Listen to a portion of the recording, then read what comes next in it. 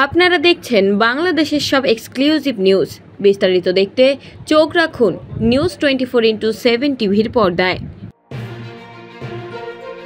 পটুয়াখালীতে স্ত্রীর কোল থেকে নবজাতক চুরি করে পাচার করার অভিযোগে স্বামী ও হাসপাতালের আয়াকে গ্রেপ্তার করেছে থানা পুলিশ।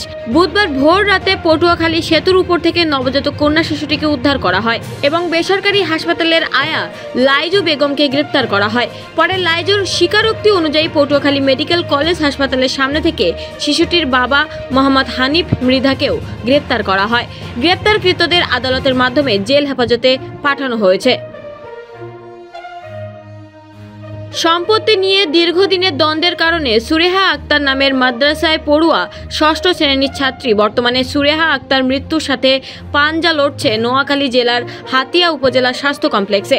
হাতিয়া উপজেলার তমরদ্দি ইউনিয়নের পূর্ব ক্ষীরদিয়াই গ্রামের মিরাজ উদ্দিনের স্ত্রী শাহানাজ বেগম মেয়েটিকে পুকুর ঘাটে একা পেয়ে নির্মমভাবে মারধর করে চোখ বেঁধে হত্যার উদ্দেশ্যে পুকুরে ফেলে দেয়। মেয়েটি পবিত্র কোরআন তালাওয়াত শেষ করে পুকুরে থালা বাসন মাজতে গেলে ঘটনাটি ঘটে। এ বিষয়ে হাতিয়া থানার একটি অভিযোগ দায়ের করা হয়েছে। দেখুন বিস্তারিত। কুড়িগ্রামের রাজীবপুর উপজেলার মোহনগঞ্জ ইউনিয়নের প্রত্যন্ত চরগুলোতে মহিষ লালন পালন করে স্বাবলম্বী হচ্ছেন খামারিরা। মহিষের দুধ ও দইয়ের চাহিদা বৃদ্ধি পাওয়ায় মহিষ পালনকে পেশা হিসেবে বেছে নিয়েছেন চরের দুস্থ ও অভাবী মানুষেরা। এমন একটি চরের নাম ভেলামারি। উপজেলার মূল ভূখণ্ড থেকে প্রায় 20 মাইল নৌপথে পাড়ি দিয়ে যেতে হয় এই চরে। সরেজমিনে গিয়ে দেখা গেল চরের মানুষজন মহিষের পরিচর্যায় ব্যস্ত। পুরুষরা মহিষকে নদীতে গোসল করাচ্ছেন আর মহিলারা দিচ্ছেন খাবার। আমিনা বেগম নামের এক দুস্থ মহিলার সাথে কথা বলে জানা গেল তিনি স্বামী সন্তানহারা, পরিবারের উপার্জনক্ষম কেউ নেই। জমি জমা না থাকায় তাই বেছে নিয়েছেন মহিষ পালন। বর্তমানে তার 3টি মহিষ রয়েছে, যার এক একটি গড়ে 10 থেকে 15 লিটার দুধ দেয়। তিনি নিজেই এই দুধ থেকে দই তৈরি করেন এবং স্থানীয় বাজারে সেই দই বিক্রি করেই চলে তার সংসার। দেখুন বিস্তারিত।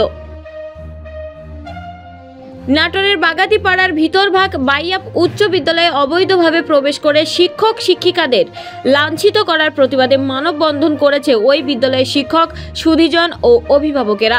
বৃহস্পতিবার সকালে উপজেলার জামনগর ইউনিয়নের ওই স্কুল মাঠে এই মানববন্ধন অনুষ্ঠিত হয়। সূত্রে জানা গেছে, গত 1 জানুয়ারি সকাল 11টার দিকে সাঙ্গপাঙ্গ নিয়ে অবৈধভাবে স্কুলে প্রবেশ করে নিজেকে সভাপতি করার জন্য প্রধান শিক্ষককে জিম্মি করে তার থেকে স্কুলের সাদা প্যাডে জোরপূর্বক স্বাক্ষর করিয়ে নেয় আল আমিন নামের এক মাদক সেবী। এ নিয়ে থানায় অভিযোগ করেও কোনো প্রতিকার পায়নি ওই বিদ্যালয় কর্তৃপক্ষ। বাধ্য হয়ে মানববন্ধনের মাধ্যমে তাদের শাস্তি দাবি করেন তারা। দেখুন বিস্তারিত।